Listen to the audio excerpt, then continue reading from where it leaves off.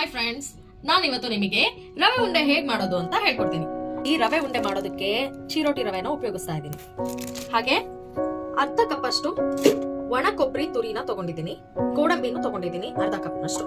ಈಗ ಗೋಡಂಬಿನ ಮೊದಲು ನಾವು ತುಪ್ಪದಲ್ಲಿ ಹುರ್ಕೋಬೇಕು. ಒಂದು ಬಾಣಲೆಗೆ ನಾನು 4 ಚಮಚದಷ್ಟು ತುಪ್ಪನ ಹಾಕೊಂಡಿದ್ದೀನಿ. ತುಪ್ಪ ಸ್ವಲ್ಪ ಕಾದ್ಮೇಲೆ ಗೋಡಂಬಿನ ಹಾಕೋಬೇಕು.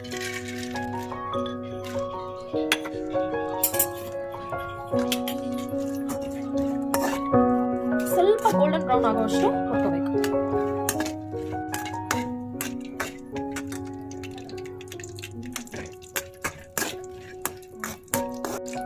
ಇಷ್ಟು ಚಿಕ್ಕದಾಗಿ ನೀವು ಕಟ್ ಮಾಡಿ ಇಟ್ಕೊಂಡ್ರೆ ಉಂಡೆ ಕಟ್ಟೋದಕ್ಕೆ ನಿಮಗೆ ಈಸಿ ಆಗುತ್ತೆ.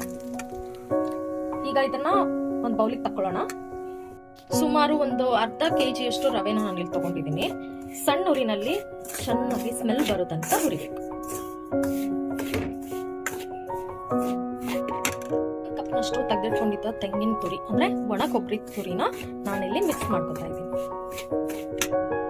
ಈಗ ಹದವಾಗಿ ಇದು ಹುರಿದಿದೆ. ಇದು ಯಾಕೆ ಯೆಲ್ಲೋ ಕಲರ್ ಬಂದಿದೆ ಅಂದ್ರೆ ನಮ್ಮಮ್ಮ ಮಾಡಿ ತುಪ್ಪಕ್ಕೆ ಅರಿಶಿನ ಪುಡಿ ಸೇರಿಸಿದ್ದಾರೆ, ಅದಕ್ಕೆ ಇದು ಅರಿಶಿನ ಕಲರ್ ಬಂದಿದೆ. ಅರಿಶಿನ ಪುಡಿ ಹಾಕಿಲ್ಲ ತುಪ್ಪಕ್ಕೆ ಅಂದ್ರೆ ಲಡ್ಡು ನಿಮ್ಗೆ ವೈಟ್ ಕಲರ್ ಬರುತ್ತೆ. ಫ್ರೆಂಡ್ಸ್, ಲಡ್ಡು ಕಟ್ಟೋದಕ್ಕೆ 1 ಲೋಟ ಹಾಲಿನ ಅವಶ್ಯಕತೆ ಇದೆ. ಸೊ ನಾನು ಇಲ್ಲಿ ಹಾಲನ್ನ ಬಿಸಿ ಮಾಡ್ಕೊತಾ ಇದ್ದೀನಿ. 2 ಏಲಕ್ಕಿನ ನಾನು ಹಾಕೋತಾ ಇದ್ದೀನಿ. ಅರ್ಧ ಕೆಜಿ ರವೆಗೆ ನಾವು ಏನಿಲ್ಲ ಅಂದ್ರೂ ಅರ್ಧಕ್ಕಿಂತ ಸ್ವಲ್ಪ ಕಮ್ಮಿ ಹಾಕಿದ್ರು ಪರವಾಗಿಲ್ಲ. 1/4 ಕೆಜಿಗಿಂತ ಜಾಸ್ತಿ ಇರಬೇಕು. ನಾನು ಕೈ ಅಳತೆಯಲ್ಲಿ ಮಾಡೋದು. ಸೊ ಅರ್ಧ ಕೆಜಿಗೆ ಒಂದು 300 ಗ್ರಾಮ್ ಸಕ್ಕರೆ ಅಂತೂ ಹಾಕಬೇಕು. ಈಗ ಇದನ್ನ ನುಣ್ಣಗೆ ಪುಡಿ ಮಾಡ್ಕೊಳ್ಳೋಣ. ಈಗ ಪುಡಿ ಮಾಡ್ಕೊಂಡಿರೋ ಸಕ್ಕರೆನ ಹಾಕೊಳ್ಳೋಣ.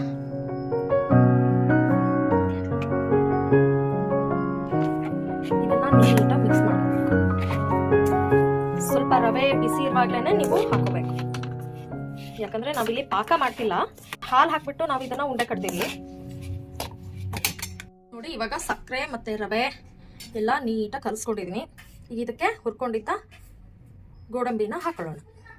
ಇದನ್ನು ನೀಟಾಗಿ ಮಿಕ್ಸ್ ಮಾಡಬೇಕು ನೋಡಿ. ಹೀಗೆ ಪಾತಿ ತರ ಮಾಡ್ಕೋಬೇಕು. ಇಲ್ಲಿ ಮಧ್ಯದಲ್ಲಿ ನಾವು ಹಾಲನ್ನ ಹಾಕಿ ಅದಷ್ಟು ರವೆನ ಅದ್ರ ಮೇಲೆ ಒತ್ತಿ ಸ್ವಲ್ಪ ಹೊತ್ತು ಬಿಡ್ತೀವಿ.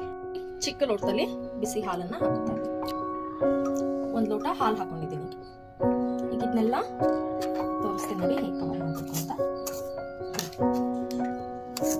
ಈಗ ಕವರ್ ಮಾಡಿ ಚೆನ್ನಾಗಿ ಪ್ರೆಸ್ ಮಾಡಿ ಒಂದು 10 ನಿಮಿಷ ಬಿಟ್ರೆ ಸಾಕು, ಸಕ್ಕರೆ ಕರಗುತ್ತೆ.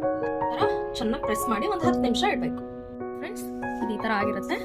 ನೀಟಾಗಿ ಇದನ್ನ ಫುಲ್ ಮಿಕ್ಸ್ ಮಾಡ್ಕೋಬೇಕು. ಬಿಸಿ ಬಿಸಿ ಇದ್ದಾಗಲೇ ಸ್ವಲ್ಪ ಮಿಕ್ಸ್ ಮಾಡ್ಕೋಬೇಕು.